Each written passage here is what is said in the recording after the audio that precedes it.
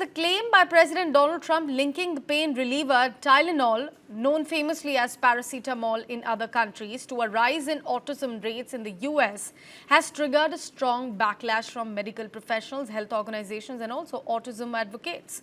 Trump's assertion, made alongside Health and Human Services Secretary Robert F. Kennedy Jr., has been widely dismissed as unsupported by scientific consensus. The president's remark urged pregnant women to tough it out and avoid Tylenol, which he claimed could cause autism. This led to immediate condemnation from the medical community, with groups like the American College of Obstetricians and Gynecologists stating that the claims were quote-unquote irresponsible and not backed by the full body of scientific evidence. Tylenol's manufacturer, Kenvue, swiftly rejected the claims, emphasizing that quote-unquote independent sound science clearly shows that taking acetaminophen does not cause autism at all. Earlier, Donald Trump indicated a major shift may be coming for millions of expecting mothers in the US when he announced that doctors in the US will soon be advised not to prescribe Tylenol to pregnant women, citing a disrupted link between the drug and autism.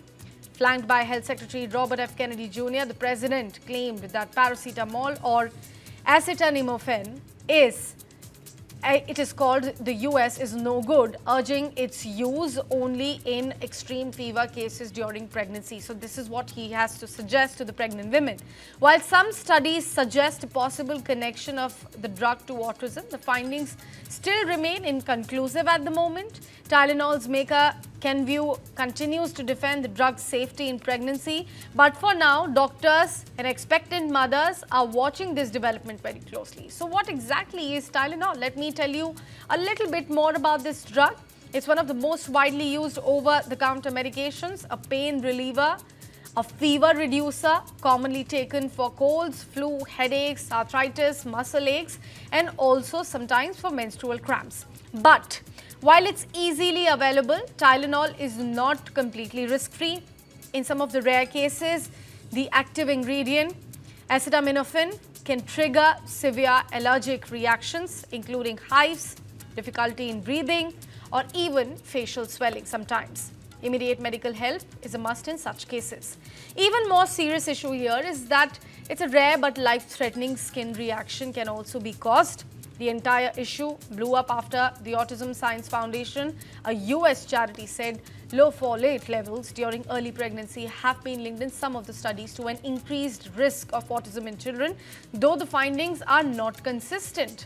The charity said the suggestion folate may improve some symptoms comes from trials of leucovorin, also known as folinic acid. But researchers as of now have cautioned that the science is still in the very early stages and more work is needed before any firm conclusions can be reached on this behalf. And I'm making them out front, and I'm making them loud, and I'm making them strongly not to take Tylenol, not to take it. Just don't take it unless it's absolutely necessary, and there's not too many cases where that will be the case. And again, what's the worst? The worst is nothing can happen. It's very positive. That's a positive thing. But I don't believe I don't actually believe that's possible. I think the results are going to be amazing. I want to see amazing results by the time I leave this beautiful building. And I will consider this, I believe, you know, with the wars, I've stopped 7 different wars. I've saved millions of lives. I've done a lot of things. This will be as important as any single thing I've done, because I know ladies, beautiful ladies just like this that are going through the same thing, and it's not easy, and I admire you for being able to do it. But I admire him too. I wish I had a face that looked like that. If I looked like him, I would have been president a long time ago.